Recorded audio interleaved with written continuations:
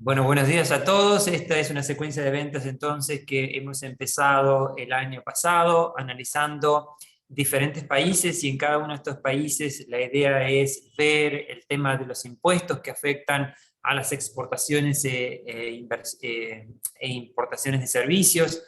Y eso es una de las cosas que nos interesa especialmente ver porque tiene una repercusión práctica en las empresas.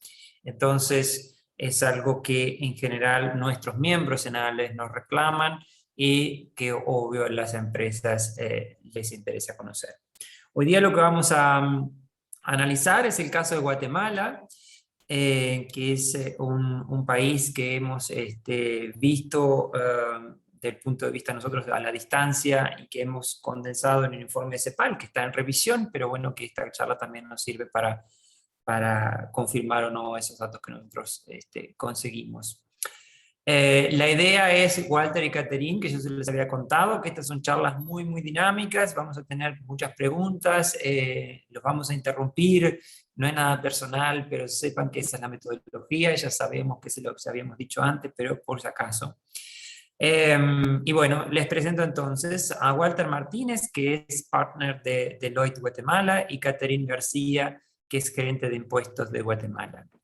Así que muchísimas gracias, ya tenemos un auditorio con muchos más países y muchos más participantes, así que podemos empezar cuando ustedes gusten, Walter y Caterina. Bienvenidos. Muchísimas gracias, Javier. Muchas gracias por voltear a ver a Guatemala.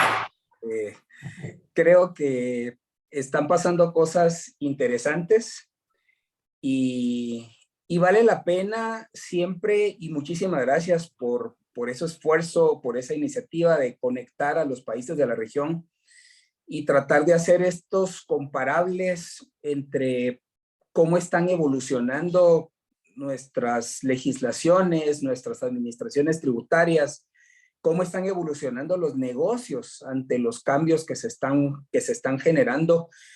Yo diría que a partir el año 2020, que yo creo que nadie va a olvidar, muchísimas cosas cambiaron y yo te diría que personalmente estoy sorprendido de ver la cantidad de avances que hizo nuestra administración tributaria.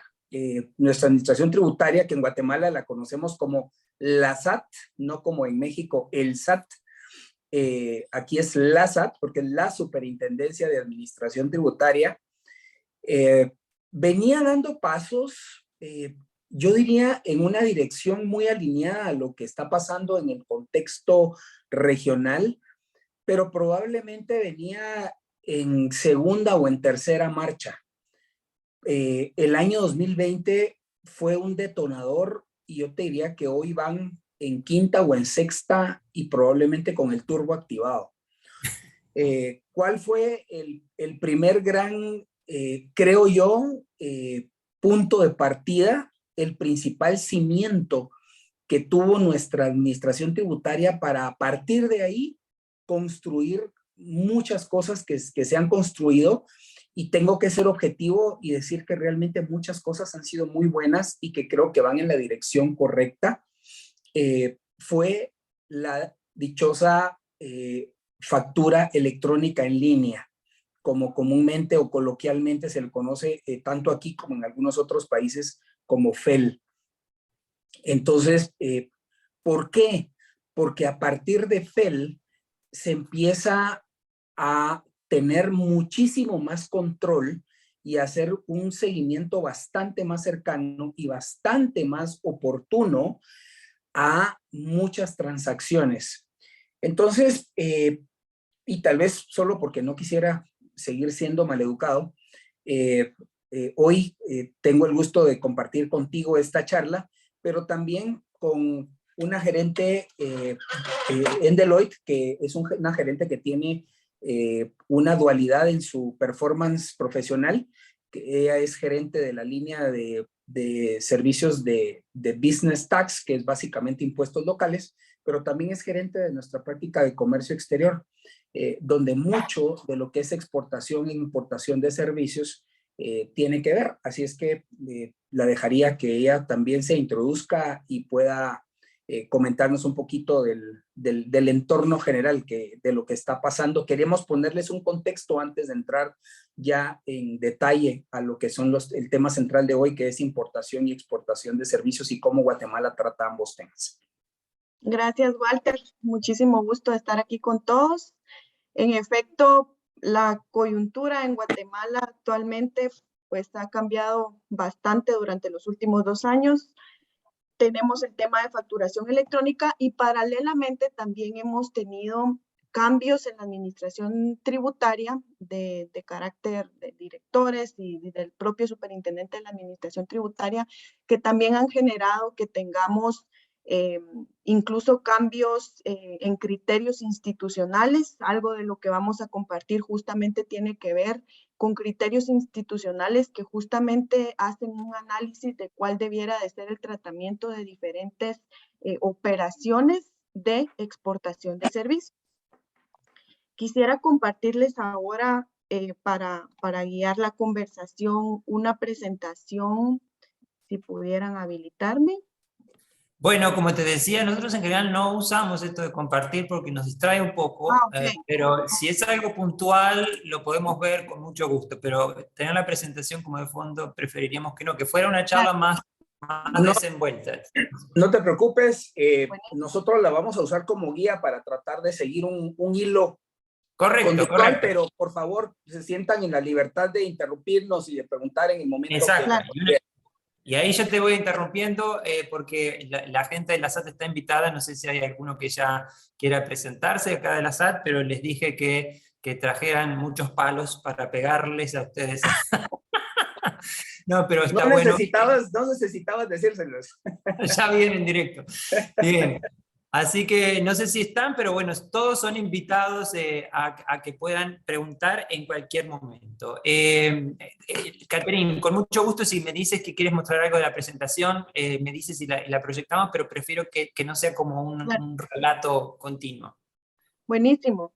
Entonces, como les decía, primero quisiéramos poner un contexto y principalmente para nuestros amigos que nos acompañan de otros países, algunas generalidades principalmente del impuesto al valor agregado y del impuesto sobre la renta que quisiéramos resaltar son, en el caso del impuesto al valor agregado, pues prácticamente tenemos una tasa en la que están, digamos, clasificados la mayoría de los contribuyentes aquí en Guatemala, que es un 12%, sobre el cual se encuentran grabados la mayoría de los servicios y las ventas, y luego hay otros regímenes para otro tipo de contribuyentes que no necesariamente tienen cierto tipo de volumen, pero este 12% pues es aplicado para operaciones realizadas específicamente en territorio nacional. Aquí hay un tema de territorialidad y específicamente en el caso de las exportaciones cumplidos algunos temas documentales y de flujo de pago, etcétera,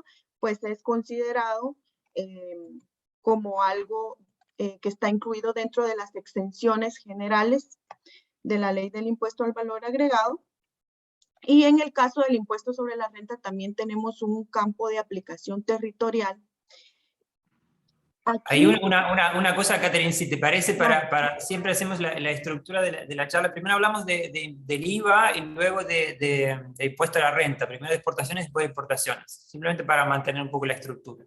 Buenísimo. Listo. Tal vez ahí, si me permiten aportar y como resumen del contexto, básicamente la legislación es territorial.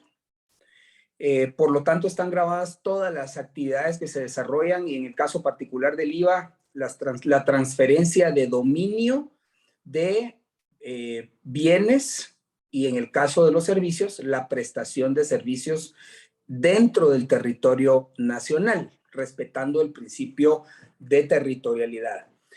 Entonces, ya explicaba Catherine que tenemos una tasa general del 12%. Hay dos categorías de exenciones, unas se denominan generales, las otras específicas. Las que tienen que ver con exportaciones están dentro de la categoría de exenciones generales Y vamos a decir que esta ley está pensada o redactada en función de las exportaciones de bienes.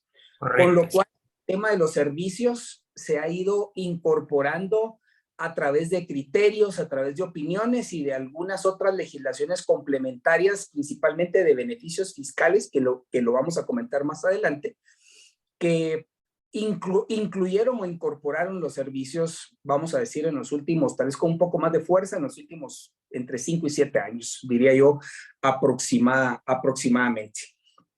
Entonces, de ahí partimos con que las exportaciones tienen una categoría en la línea de servicios y que tiene o demanda 4 características. Cuando uno define exportación de servicios en nuestra legislación, estamos hablando de que se van a cumplir 4 características. ¿Y qué genera o qué impacto tiene una exportación de servicios? Que tú no vas a cargar el 12% de IVA a tu cliente en el exterior, pero que al mismo tiempo tienes derecho de recuperar el crédito fiscal por tus compras que tú hagas localmente y donde hayas pagado IVA, o en importaciones donde hayas pagado IVA, siempre que éstas estén directamente vinculadas con la prestación de esos servicios.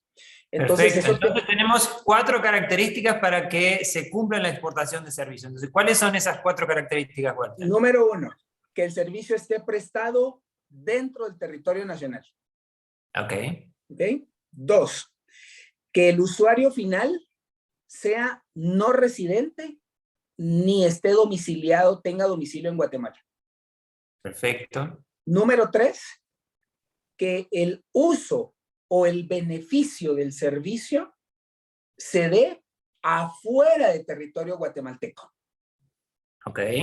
Y número 4, que el pago de esos servicios que se prestaron en Guatemala se canalice a través del sistema bancario nacional.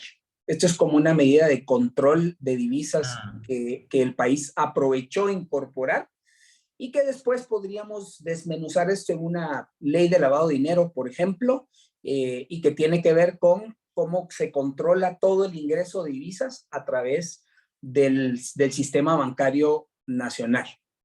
Ahí en general yo veo el chat después, pero acá nos preguntan sobre el primer paso. ¿Podés repetir el primer paso, primera característica, por favor?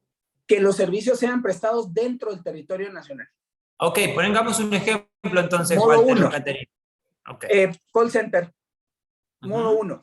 Un servicio que es prestado en Guatemala a un cliente en el extranjero y que el servicio o el beneficio va a servir en el extranjero. Entonces vamos a poner un contact center, por ejemplo. Yo tengo la infraestructura montada en Guatemala, el servicio lo presto en Guatemala, me contacta y me contrata una empresa del exterior y vamos a decir que me contrata para que yo dé asistencia de call center para generar ventas en el extranjero. Entonces conecto el tercer requerimiento, que es que el beneficio del servicio se da en el extranjero y no en Guatemala, se da en el extranjero. Y el cuarto, que sería el más sencillo de monitorear, es que el pago entre al mercado de divisas a través del sistema bancario nacional. Perfecto. No sé si se cumplen sí, yo creo que sí. Si hay preguntas luego lo vemos. Pero si se cumplen esos 4 modos, entonces la legislación tributaria de Guatemala lo que hace es exonerar del impuesto al IVA. Y una pregunta, ¿cómo tiene que ser desde el punto de vista práctico? Porque tenemos empresas de software o empresas arquitectos o ingenieros, supongo acá de Guatemala. ¿Tienen las empresas que utilizar una factura convencional o una factura de exportación? Esa es una primera pregunta. Lo otro es, ¿deberían consignar en la factura que es exportación o simplemente ponen eso y no ponen el IVA y ya está? ¿Cómo sería desde el punto de vista práctico eso? Vamos con ese tema de detalle operativo con Catherine, que lo maneja al dedo. Ese es un tema súper importante que ha sido uno de los cambios que hemos tenido durante los últimos periodos. Y es que a partir de la implementación de FEL, ya se solicita que para la emisión de la factura, para identificar que en efecto se trata de una exportación y en este caso una exportación de servicios, que esto es aplicado tanto para bienes como para servicios, pero específicamente en el caso de servicios se pide que se tramite o que se solicite ante las entidades correspondientes, que en este caso es una ventanilla del exportador, un código de exportador que luego es consignado en la factura que yo le estoy emitiendo a mi cliente en el exterior y que automáticamente también yo de manera local estoy dando la información de que estoy pues emitiendo una factura de exportación y paralelamente pues se revisa que tenga, que esté clasificada como exenta y prácticamente no cargo el IVA, pero esa es la manera o la formalidad que debe cumplirse para efectos de la emisión de la factura.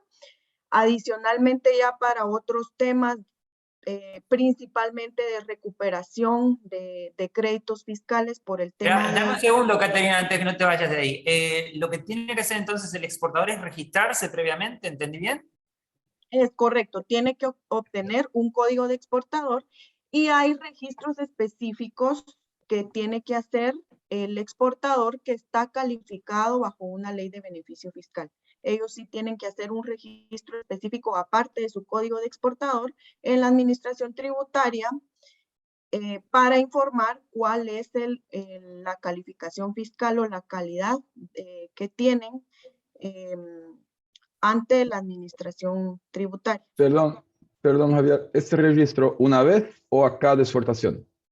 Es un registro una vez. Por ejemplo, yo obtengo mi código de exportador y después de eso consigno mi código de exportador en cada factura que yo emito hacia el exterior por exportación de servicios. Y también en el caso de la clasificación, si es que yo estoy aplicando alguna ley de beneficio fiscal, nada más tengo que dar un solo aviso a partir de que a mí el Ministerio de Economía me autoriza como una entidad que va a tener derecho a aplicar un beneficio fiscal. Está bien, entonces para esto lo que me están diciendo, si entendí bien, entonces la exportación de servicios en Guatemala aplicaría para cuando se da modo 1. Creo que antes se solía ver algo específico para el turismo o algo así. Entonces supongamos que que yo he ido y visitado algunas empresas vinculadas con el turismo médico, por ejemplo, de odontólogos y demás, que me consta que hay muy buenos ahí. Si alguien viene a hacerse una intervención por modos en Guatemala, entonces el odontólogo va a tener que facturar con IVA, ¿correcto? Es correcto, es correcto. Si quieres para aterrizar, modo 1 diríamos que es el que está totalmente regulado y está muy controlado y claramente identificado. Yo te diría que modo 2 también está bastante claro que no tiene ningún tratamiento especial o específico. Estaría claro que esas operaciones están afectas al IVA y deben facturarse con el IVA correspondiente. En este caso, si es un no domiciliado el que ejecuta la compra del bien o el servicio, entonces va a ser tratado y documentado como consumidor final, porque no tiene un número de registro identificado en Guatemala. Y aquí quisiera aprovechar, no sé si tenemos o no conectados a funcionarios de la administración tributaria en Guatemala, pero hay un tema que a la SAT le ha estado preocupando mucho y es la cantidad en número y en monto de facturas emitidas a consumidores finales. De esa cuenta, y creo que estamos dando un poco una primicia acá, a partir de los próximos pocas semanas o meses, se van a implementar controles y se va a presentar una iniciativa de ley que obligue a que tentativamente se estima que todas las facturas arriba de 25,000 quetzales no puedan llevar la leyenda o la identificación de consumidor final. ¿Por qué? Porque se identificó que aproximadamente 15,000 millones de quetzales anualmente están siendo emitidos a consumidores o a compradores que se identifican como consumidor final. ¿Qué significa un consumidor final? Que no tiene forma la SAT de poder controlar los pasos siguientes en la cadena del IVA. Estás hablando de exportación, ¿correcto o no? Te estoy hablando en el que pueden hacer exportaciones de servicios. Si nos manejáramos dentro del concepto de exportación de servicios, va a ser un tema el hecho de si son mayores a 25,000 quetzales, por ejemplo, si ese fuera el monto, que hoy utilizamos la leyenda consumidor final, probablemente se van a incorporar controles o requisitos para identificar a ese comprador extranjero que esté en modo 2 adquiriendo servicios en Guatemala o en bueno, modo... pero en modo 2 dijiste que no estaba exento, por lo tanto tiene que pagar IVA. Exacto, pero no vamos a poder utilizar la leyenda de consumidor final. Okay. Habrá que identificarlo de alguna manera. Y en modo 1 probablemente también habrá que encontrar una forma de identificar a ese cliente en el extranjero. Perfecto. El modo 3, en este caso, al estar fuera, la empresa no aplica. Y el modo 4 ahí, cuando nosotros investigamos ahí, nos surgió una cosa muy, muy curiosa de lo que estaba ocurriendo en Guatemala. ¿Qué pasa entonces si un exportador viene a Brasil, el amigo Lisandro va y le hace una consultoría en Brasil? ¿Qué pasa? ¿Tiene que pagar IVA o no? Porque tú dijiste el principio de territorialidad. Correcto. El modo 4, como lo entendemos, son movilizaciones de personas viajando a materializar el servicio fuera de territorio.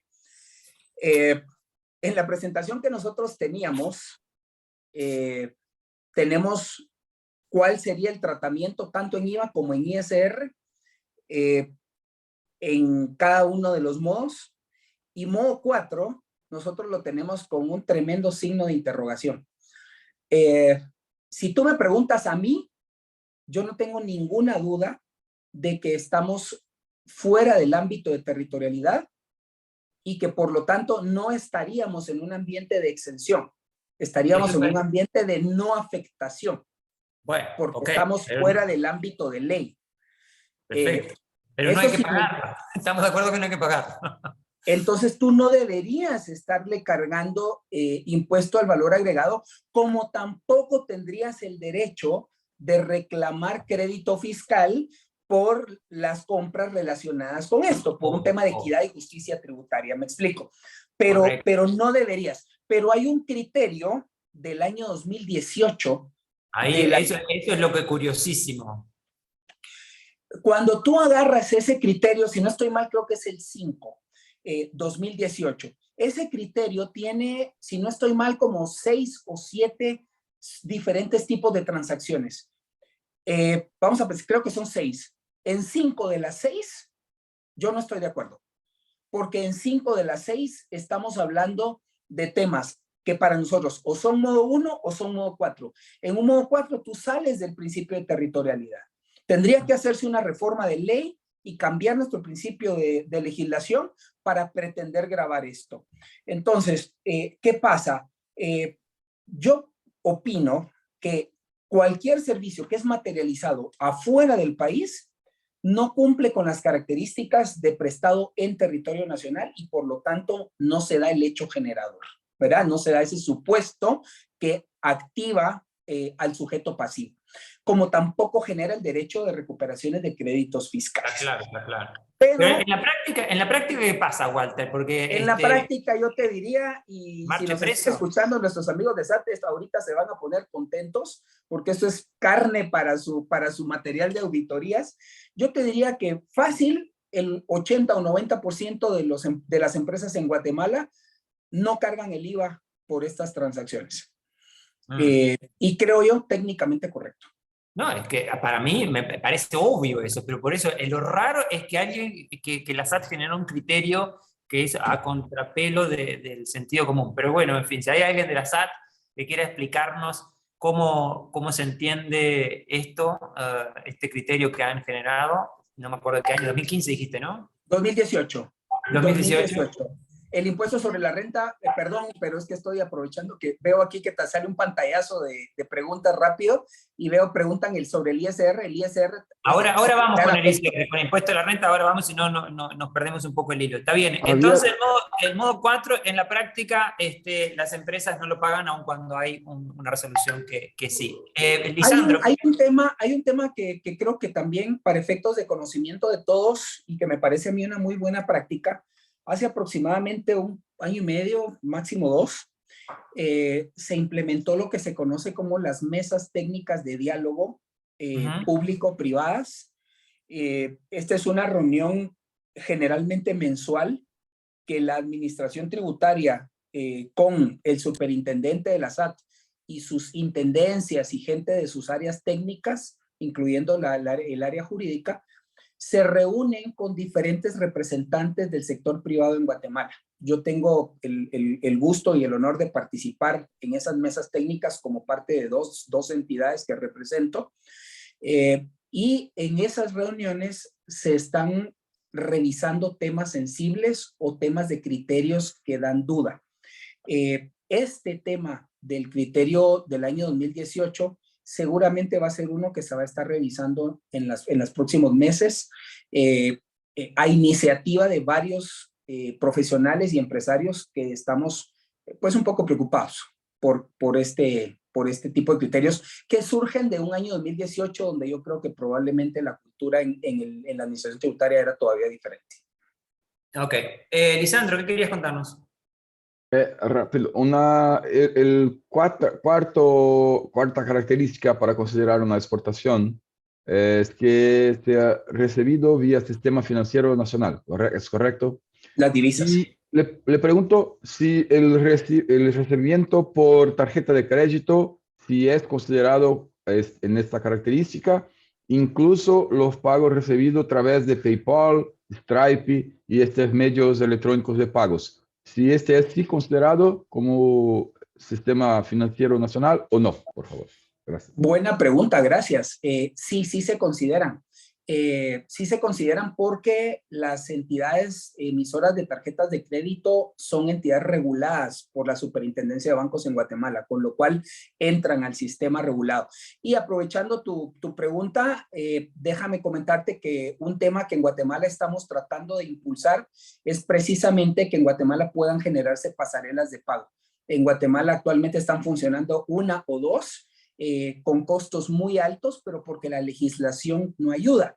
Este servidor tuyo, con apoyo de varios colegas y Catherine García trabajando muy de cerca también conmigo en el tema, estamos trabajando en la elaboración de una iniciativa de ley que favorezca, que promueva la creación en Guatemala de empresas que constituyen pasarelas de pago como un PayPal que tú lo mencionabas, por ejemplo, y cuál es la aspiración que Guatemala se pueda constituir como una especie de hub para este tipo de cobros en la región latinoamericana. Ese es un bonito proyecto. Tenemos un proyecto de ley que ya está creado y estamos buscando ahorita la parte de sensibilización en el Congreso de la República. Esperamos que en algún momento pase, como en algún momento logramos también que se aprobara el decreto 2/2020, que implementó las regulaciones para las empresas de transporte aéreo en Guatemala que no existían hasta antes del 2020.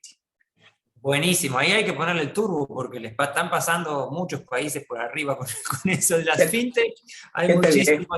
Hay muchísimos países que están desarrollando unicornios y demás con esa cosa, pero bienvenido sea el momento.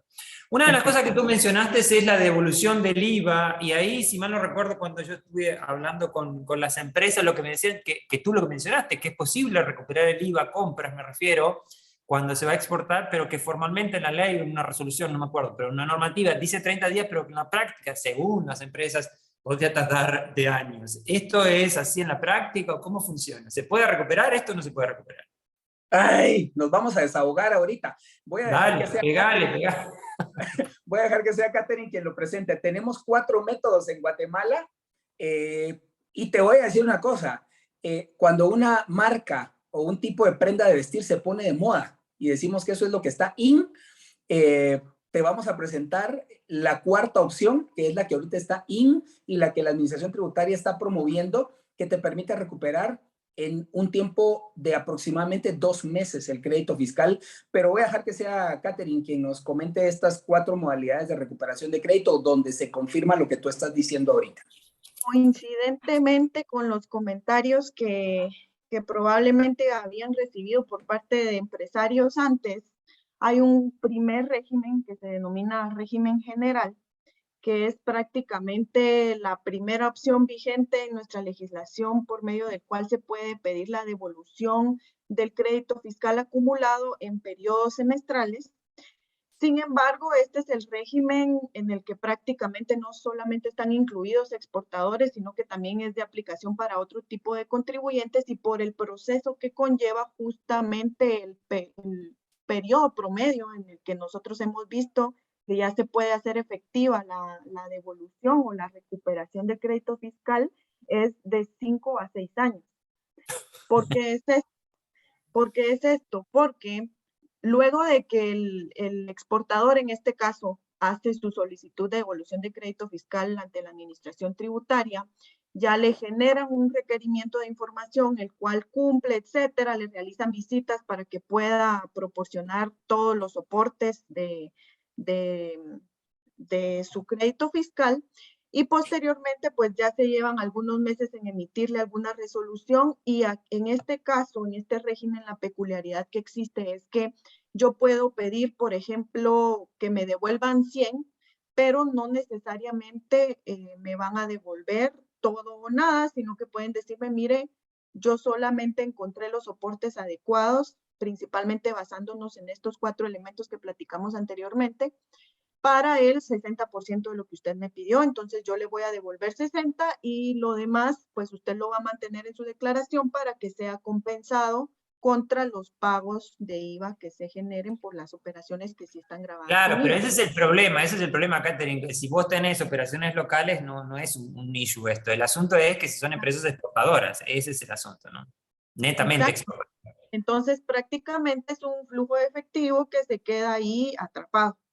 Luego de eso, ya pasa la Administración Tributaria su resolución y ya se queda prácticamente en una cola, que es una cola pues bastante larga de asignación de fondos con el Ministerio de Finanzas. Ahí es donde se tarda prácticamente varios años y prácticamente este es el régimen en donde se genera un tiempo mayor para que pueda ser devuelto. Luego tenemos un régimen denominado régimen optativo, que la característica que tiene es que yo puedo decir, bueno, necesito solicitar la devolución por los mismos 100 que poníamos anteriormente como ejemplo, pero aquí yo necesito darle a la Administración Tributaria un dictamen emitido por un contador público y auditor independiente en donde él diga que esos 100 que observó en mi declaración sí están respaldados con todos los elementos documentales y de sustancia para considerar que en efecto procede que me devuelvan ese dinero. En la práctica, este es uno de los regímenes que hemos visto en donde es muchísimo más rápido todo el tema de la revisión, de la aprobación, y posteriormente pues ya se pasa esta resolución al Banco de Guatemala en donde de ellos devuelven ya la plata líquida al contribuyente en un periodo de 1 mes y medio, por ejemplo, que podría ser el periodo máximo. Estamos hablando de que el periodo completo que nos tomaría solicitar esta devolución y ya recibir nuestra plata de vuelta de 2 meses en total, en promedio de lo que hemos visto. Pero tiene el elemento de que pueden aceptarme el 100% de lo que estoy pidiendo o rechazármelo el 100% también, en cuyo caso la opción que tengo es regresar al régimen general para pedirlo por ese medio y que ya solamente se me acepte la proporción que yo sí logré respaldar adecuadamente. También tenemos el régimen especial, que aquí se hace una proporción en donde yo puedo solicitar el 65%, esta gestión se hace directamente con el Vanguard, Aquí hay promedios variados de duración de todo el proceso, que también podrían durar varios meses e incluso años en algunos casos, dependiendo de qué tan disponibles estén los requerimientos que me soliciten o cómo se maneje de manera interna ya cuando he recibido por parte de la Administración Tributaria. Y por último, el régimen que es una novedad durante los últimos meses y aproximadamente unos 2 años aquí en Guatemala, es el régimen electrónico de devolución de crédito, que la característica que tiene es que los contribuyentes deben estar adheridos a facturación electrónica como uno de los requisitos principales. Está destinado específicamente para contribuyentes exportadores que tengan una proporción mayor al 50% de sus operaciones, que sus operaciones del 100%, el 50% mínimo sea exportación durante por lo menos el último año. Y también otros requerimientos que se les solicita es que transmitan sus libros contables de manera electrónica, etcétera, y el plazo que hemos observado para que la devolución ya se pueda hacer efectiva es similar a la del régimen optativo, en el que mencionamos que hay un requerimiento de dictamen. Entonces, la Administración Tributaria hemos visto que está pues destinando bastantes recursos para que este último régimen sea el que se utilice. Ok, entonces en la práctica lo que me estás diciendo, Catherine, es que las empresas tienen que ponerse, si tienen facturación electrónica, pueden resolver esto siempre y cuando, obvio, puedan exportar entre el 50 y 100% en 2 meses. ¿Entendí bien? Así es, Javier, pero yo le haría una pequeña, tiene un paréntesis esto. A ver. Porque cuando tú dices, yo voy a entrar en este régimen y vas a hacer una solicitud, SAT implementó un procedimiento de revisión previa para no tener que rechazar, porque otra vez aquí entras en un riesgo de que te rechacen completamente tu solicitud. Entonces ellos lo que hacen es que te ayudan a asegurar que tu documentación para solicitar está acorde con lo que ellos necesitan. De experiencia de clientes nuestros, el promedio para poder estar en regla, para presentar tu solicitud, podría andar entre los 3 y los 9 meses. Eso depende de qué tan fuerte o qué tan robusta sea la estructura que tenga una empresa para haber implementado todo lo que Catherine estaba diciendo. Facturación electrónica en línea, presentación y preparación de sus libros de IVA también electrónicos, ciertos reportes contables electrónicos, etcétera. Entonces, cuando eso está y se presenta, vamos a contar a partir de ahí esos 2 meses. Pero perfecto, para atrás tú podrías tener entre 3, 6, 7 meses, con lo cual yo diría que un promedio real podría andar entre los 6 y los 9 meses. Está bien, pero se supone que esos 3 a 9 meses iniciales van a ser transversales, o sea, van a ser de una única inversión. Ahora, estamos y 40 y está muy interesante la charla, pero vamos un poco al impuesto a la renta. ¿Qué pasa con los diferentes modos en relación al impuesto a la renta? 100% territorialidad. ¿Cuál es la regla? Toda renta que se genere adentro de Guatemala por un domiciliado o por un no domiciliado que vino a Guatemala a generar cualquier tipo de renta, debe pagar el impuesto sobre la renta en cualquiera de 3 modalidades. Si tú eres domiciliado, tienes opción a 2 formas de pago. Una tasa del 25% sobre tu utilidad neta, depurada con gastos no deducibles, rentas exentas, etcétera. O, entiendo yo, si hay alguien que conozca algo diferente, nos lo cuenta porque sería noticia. Guatemala es el único país en Latinoamérica que todavía conserva un régimen alternativo de pago de impuestos sobre la renta, que es una tasa del 7% sobre el ingreso bruto. Entonces tú puedes elegir entre 2 regímenes, 25% sobre tu utilidad neta, renta imponible, o 7% sobre tus ingresos brutos. Muchos prestadores de servicios, yo diría básicamente prestadores de servicios que tienen una rentabilidad alta, porque no tienen costos de producción, etcétera, generalmente van a estar incorporados a este régimen del 7%, que es mucho más simple, que además en Guatemala se paga un impuesto mínimo al impuesto sobre la renta, que es el ISO, se conoce como ISO, es el 1% del ingreso bruto o de los activos, el que sume más. Los que pagan el 7% no están afectos a este impuesto. El que paga el 25% debe contar a partir de cierta categoría en la SAT, debe contar con un dictamen de auditor independiente todos los años. El que pague el 7% no tiene esta obligación. Entonces, este régimen del 7% tiene muchas bondades y muchísimas empresas en Guatemala se van por optarlo. Y la tercera sería, yo no tengo un registro en Guatemala, no estoy domiciliado, entonces entramos a la categoría de no residentes. Eso ella tiene que ver con importaciones. Una cuestión, y ya te doy, Lisandro. El tema que te iba a decir, hay algunos países, Ecuador, que siempre lo cuento, que tienen algunas posibilidades de descontar algunas cuestiones específicas si vos sos un exportador. Por ejemplo, si vas a una misión comercial, una feria, puedes descontar 2 veces los gastos que incursiones en eso. O en el caso de Colombia, si haces investigación y desarrollo, podés descontar, si mal no recuerdo, una vez y media o algo así. En el caso de Ecuador, de vuelta, si sos un exportador pequeño, en lugar de 25 pagas 23 o algo así. ¿Hay algo que tenga que ver así con Guatemala en este caso o no? Absolutamente nada. Y aprovecho de mencionar acá, no tenemos una legislación que evite la doble tributación internacional y no tenemos ningún convenio firmado de doble tributación con ningún país. Con lo cual estamos con camisa levantada con ese tema en Guatemala. Está bien, acá se dice con los pantalones bajos. Lisandro, ¿qué querías comentar? ¿Perdón? Tenés el micrófono apagado.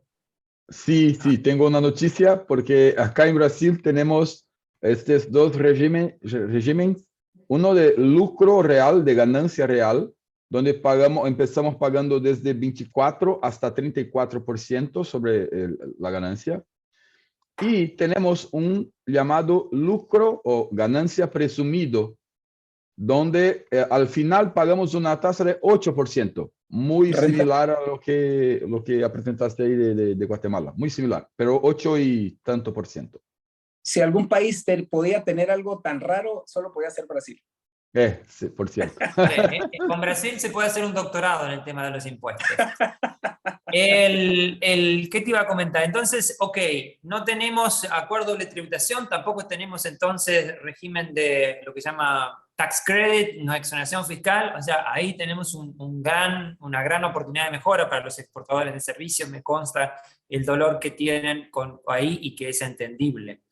Ahora, con ese tema que es conocido y capaz que en ese foro que dijiste vos, que en esas posibilidades, creo que ahí tanto a Hexport como todo el resto del sector empresarial puede un poco hacer énfasis, porque obvio el tema de los acuerdos de tributación es una solución, pero implica negociar, pero si se adoptan mecanismos de tax credit o el formidable, que siempre lo comento en el caso de Ecuador, renuncia fiscal, si vos ya pagaste, allá no tenés que pagar acá, es algo que se soluciona directamente por parte unilateral. Pero veamos ahora el tema de incentivos. Sé que en el caso que tiene que ver con los impuestos, en este caso la renta, que tiene el régimen de maquila, ustedes en particular ahí, ¿cómo brevemente, porque estamos un poco ya 45 minutos, contanos cómo funciona eso y cuál es la relación que tiene con el sector de servicios?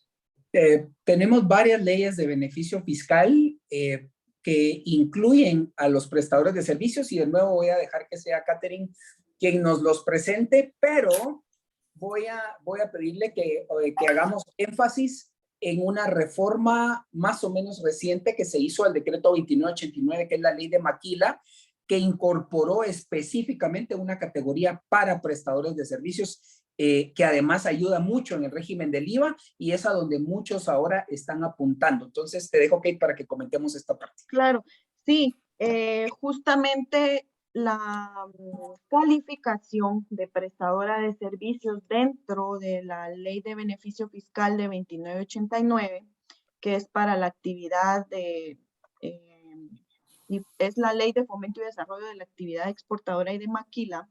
Anteriormente, hasta 2016, solamente contemplaba calificaciones para los exportadores de bienes. Y habían muchas empresas en Guatemala que estaban calificadas bajo esta ley de beneficio fiscal, pero muchos de los requerimientos e incluso de los temas de cumplimiento y temas operativos que tenían que aplicar, tenían muchas dificultades y había mucha discrecionalidad porque no tenían criterios claros y no había una legislación que contemplara la exportación de servicios. A partir de una reforma que tomó vigencia en el año de 2017 a través del decreto 19/2016, se incorporó la calificación de prestadora de servicios, que básicamente lo que contempla son servicios vinculados con tecnologías de la información y ya menciona de manera específica a centros de llamadas, centros de contacto, desarrollo de software, siempre y cuando sean brindados de manera exclusiva a no residentes. Ahí, perfecto, perfecto. No te vayas, porque hagámoslo un poco más ágil. El tema este de lo que acabas de decir, que el régimen de Maquila, que tiene una serie de incentivos que ahora me lo vas a brevemente mencionar, lo que ahí es que me llamó la atención es que dice que acoge al sector de tecnologías y centros de llamada, pero siempre y cuando el destino sea la exportación, no residentes. ¿Hay algún análisis o cuestión ahí, la compatibilidad de esto con el Action 5 de la OCDE? No, ninguna. Que no se enteró la OCDE todavía de esto. No, No, seguramente. Ok, bueno, entonces, Catherine, adelante, perdón. Sí, entonces, rápidamente, ¿cuáles son los beneficios de esta calificación? Tiene beneficios tanto para impuesto al valor agregado como para ISR.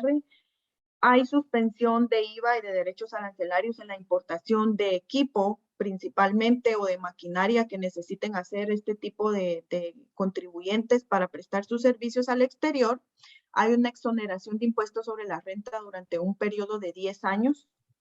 Y un elemento bien importante es que con el propósito de que estos exportadores no sigan acumulando impuesto al valor agregado que después tiene que pasar por un proceso de recuperación por medio de los regímenes que platicamos, tienen la opción de emitir algo denominado constancia de adquisición de insumos, que cómo funciona es, por ejemplo, yo soy un call center y necesito, por ejemplo, un servicio que es esencial para mí, que puede ser el servicio de internet o de red. Entonces yo le digo a mi proveedor, tú me vas a emitir una factura por 112, que incluye el IVA, ¿verdad? El 12%. Yo te voy a dar una constancia de adquisición de insumos por ese 12% y tú ya solo me emites la factura por 100 y yo ya no registro un IVA y consecuentemente yo ya no acumulo créditos fiscales de IVA, que luego lo que justo mencionábamos con los exportadores se acumulan y es otro proceso para recuperarlos. En este caso, estas constancias de adquisición sirven como soporte para no generar el IVA o no registrar el IVA por las facturas que... Pero si estás ahí adentro, estás bajo el régimen de Maquila, cuando vas a generar estas exportaciones no vas a tener que poner el IVA, ¿correcto? Correcto.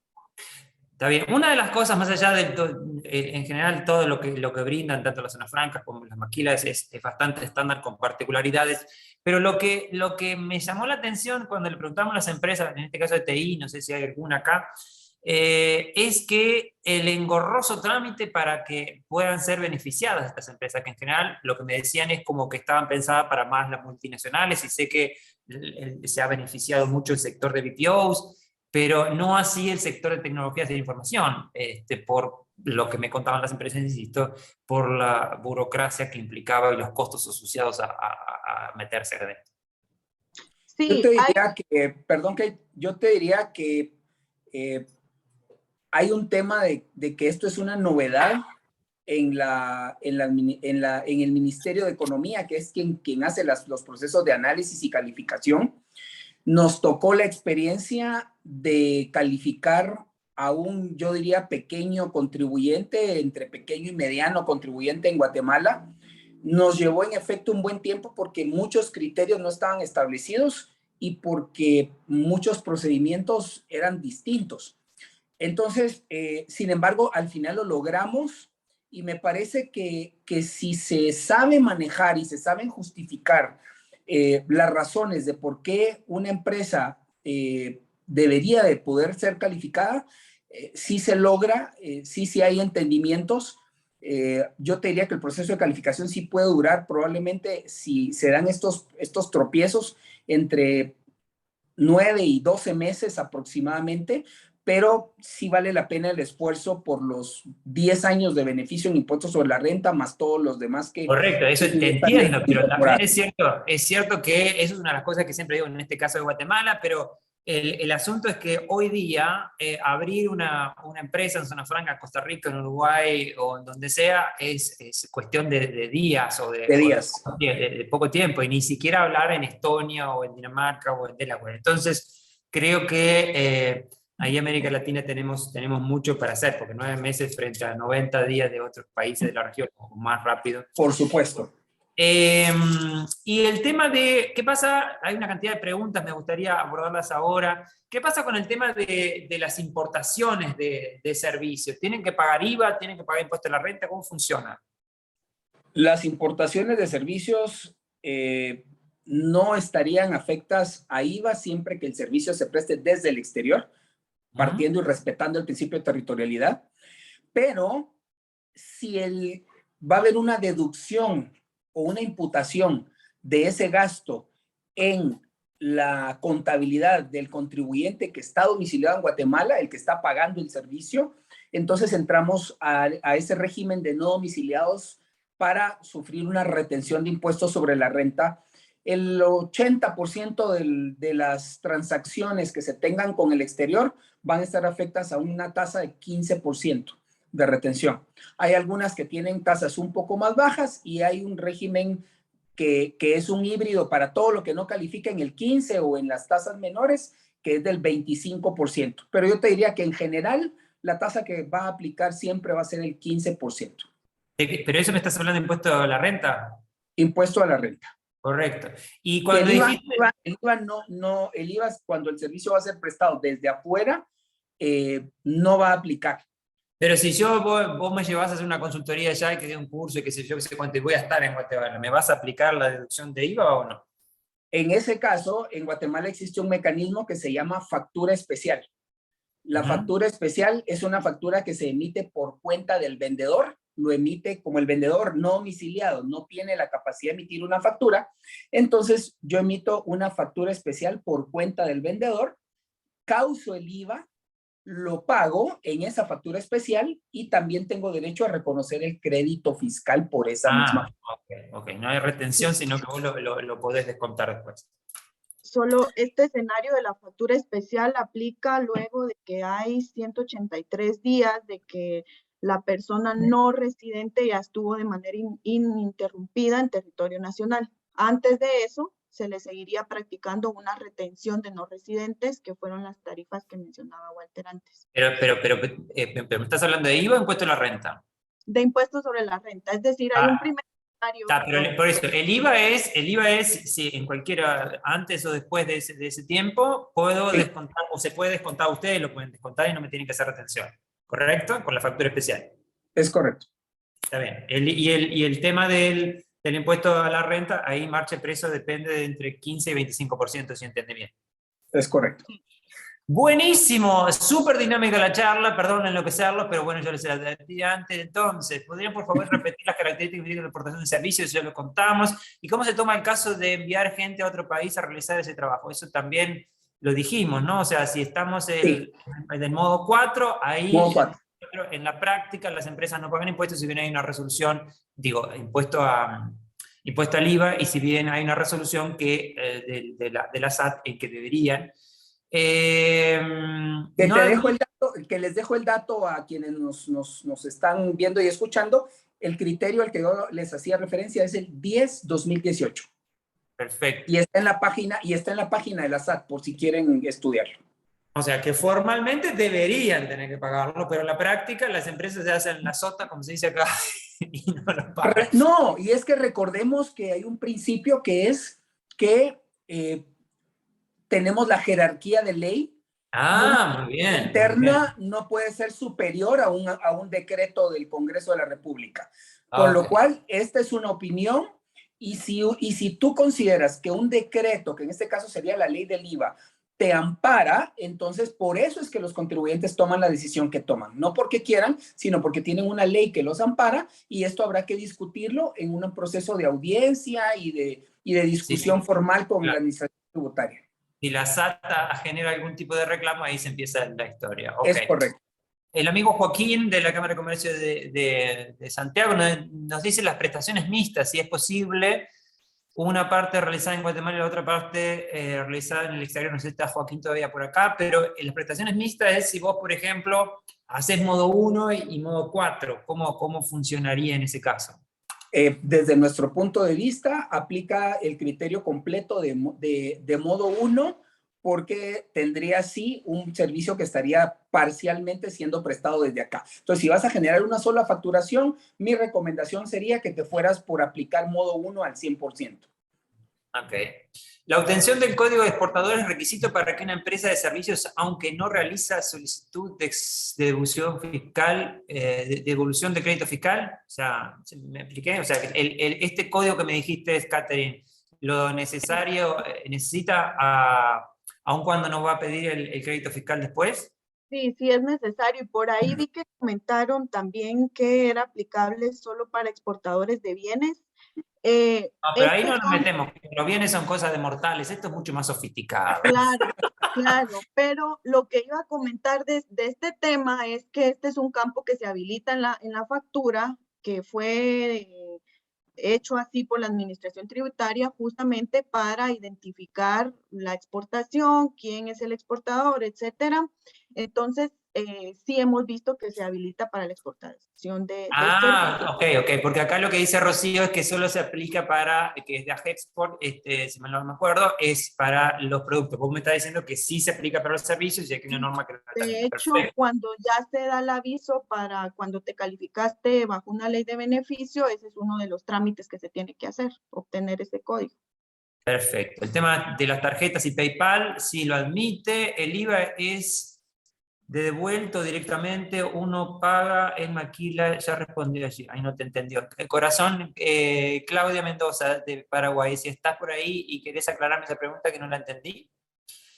Después dice Mauricio, los servicios que recibimos por concepto de rentas de servidores, ejemplo, servidores en la nube, uy, esto sí que es un relajo. ¿Cómo aplica esto? ¿Se entendió? O sea, vos estás importando servicios vía la nube, ¿se entiende? Y los servicios que recibimos por concepto de rentas de servidores, ejemplos, servidores en la nube. Mauricio de León, ¿estás por ahí? ¿Querés aclararnos? Porque no está muy claro. Es un tema este de la nube, pero si lo aclarás, estaría mejor. ¿Qué pasa con los servicios como el de Amazon y todas estas nubes de uso de software? ¿Existe una forma correcta de nacionalizar estos servicios para poder declarar como gasto? Ahí correctos. Entonces, ¿qué pasa con los servicios digitales? Que tiene que ver con importación, ¿no? Que hay muchos países que están haciendo cambios o ajustes. Vos cuando estás una empresa exportadora de servicios o cualquier mortal que consuma esto, de los servicios digitales, por ejemplo, los servicios en la nube, los servicios de Google o de Amazon Web Services, ¿están facturados? ¿Tienen que pagar o no tienen que pagar? ¿Cómo está la cosa ahí? Aplica la retención de impuestos sobre la renta que platicamos cuando en el caso real se da que muchísimas empresas no aceptan estas retenciones. Los clientes en Guatemala tienen que absorberlo y pagarlo como parte de su costo y enterarlo a la administración tributaria. ¿Y el IVA no? ¿No? El IVA no aplicaría porque es un servicio que se presta fuera de territorio nacional. Perfecto. Ojo que estamos con ese tema que muchos países ya han ido avanzando de incorporarlos como establecimientos permanentes porque tenemos ahí los temas de interpretación de BEPS, de finalmente en dónde se está materializando el servicio. No hay nada en ley, no hay iniciativas, pero sí está haciendo un poco de ruido y eventualmente en Guatemala vamos a tener algo sobre registro de este tipo de entidades. Sí, ahí es bastante variado en América Latina lo que están, algunos que ponen impuestos, otros que no ponen impuestos, algunos que ponen impuestos a algo, otros que no. Es bastante complejo entender. Javier, ¿con quién hay que hablar para poder obtener la la grabación de esto, si nos autorizan los amigos, te la vamos a colgar sin pasar, sin problema.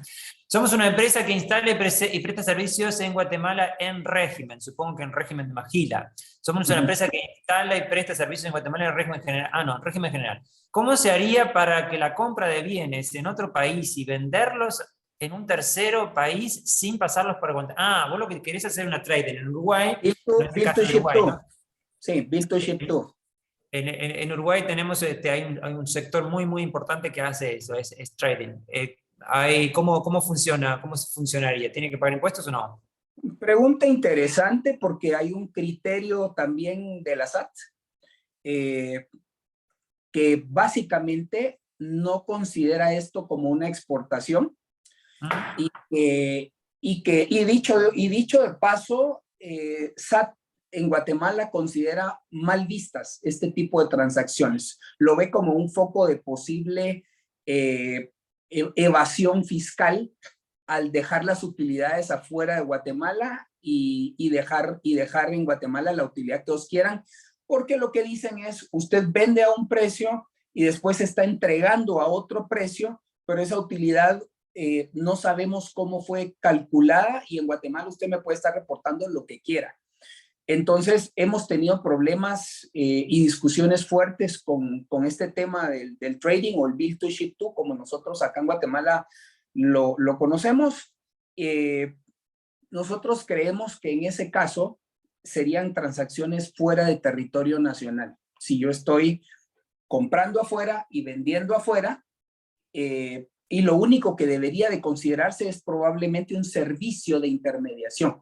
Y este servicio de intermediación sí debería de estar afecto tanto al concepto de exportación de servicios modo 1 como al régimen de impuestos sobre la renta por la parte de la utilidad que sí se está quedando en Guatemala.